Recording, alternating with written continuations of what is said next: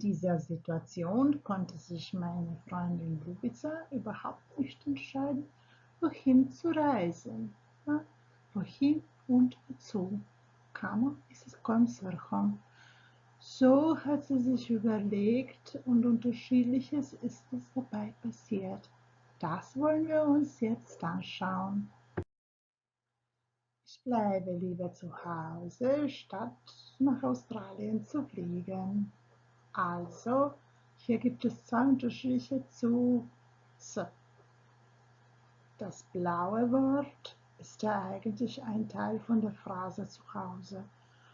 Und das rote zeigt ja eigentlich die Absicht von der Person.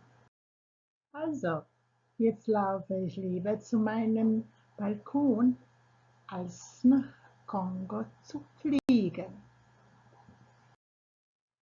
Mein Plan war, nach Islamabad zu fliegen. Stattdessen bad ich zu Hause in meinem Badezimmer. Mein Plan, zu meiner Dusche zu gehen, wäre doch besser, als in Bangladesch herumzulaufen. Ich bleibe lieber im Zimmer, um fernzusehen, statt an Reise nach Simbabwe zu denken. Ich wäre lieber in Kamerun, als ständig an das Essen in Speisekammer zu denken. Auf einem Sofa zu liegen, ist es ja besser, als nach Mosambik zu fliegen. Um mich zu bedanken, erkläre ich Klo als ein besseres Ziel als Toronto, obwohl es viel schöner wäre, nach Toronto fliegen zu können.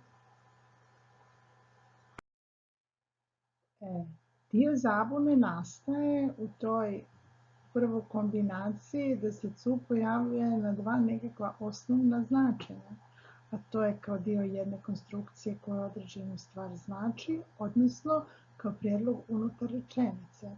I to nas katkada zna zbuniti. Dakle, cu je dio konstrukcije koji nam uvijek objašnjava nekakvu prethodnu rečenicu, a u zadaćama koje su nam u ovom trenutku u lumenu vježbat ćemo de facto svrhu. Dakle, to se zove finalizacija, ali to uopće nije bitno. Dakle, u koju svrhu, s kojom namjerom ja nešto činim.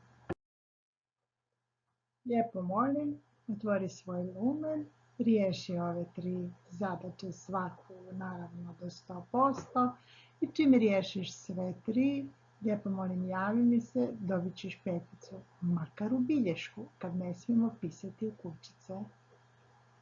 Pa, Vokić!